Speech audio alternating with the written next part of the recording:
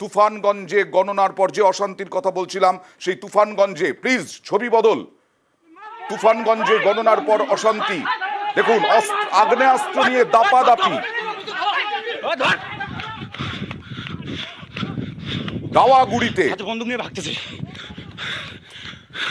দাওয়াগুড়িতে আগ্নেয়াস্ত্র নিয়ে দাপাদাপি, তৃণমূলের বুথ সভাপতিকে ধারালো অস্ত্রের কোপ, তৃণমূল যুব নেতাকে লক্ষ্য করে গুলি করারও অভিযোগ।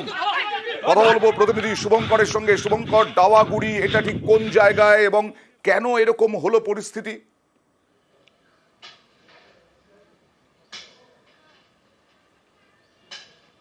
হ্যাঁ অনিন্দা, দেখো ডাওয়াগুড়ি এটি হচ্ছে কোচবিহার কোতোয়ালি থানার মধ্যে পড়ে, ডাওয়াগুড়ির ভোজনপুর গ্রাম। এই ডাওয়াগুড়িতে গতকাল যে লোকসভা নির্বাচনে ফল বেরিয়েছে, ডাওয়াগুড়িতে তৃণমূলের ফল ভালো হয়েছে এবং এরপরই আজ সকালে বিজেপির একদল দুষ্কৃতী, বিশেষ করে যে রফিকুল আলী, যে স্থানীয় বিজেপির দুষ্কৃতী বলে পরিচিত, সে তৃণমূলের যুবনেতা রেজ্জাক হোসেনকে লক্ষ্য করে প্রথমে গুলি চালায় এবং তারপর ছুরি ধারালো অস্ত্র দিয়ে আঘাত করে। এরপরে যখন স্থানীয় বাসিন্দারা তাকে ধাওয়া করে তখন সে গুলি ছুটতে ছুটতে পালিয়ে যায়। এই ঘটনাকে কেন্দ্র করে উত্তেজনা ছড়িয়ে পড়েছে ভোজনপুর এলাকায়।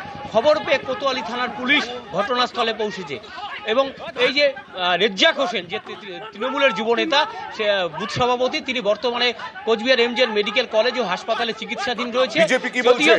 বিজেপির বিরুদ্ধে অভিযোগ, বিজেপি কি বলছে?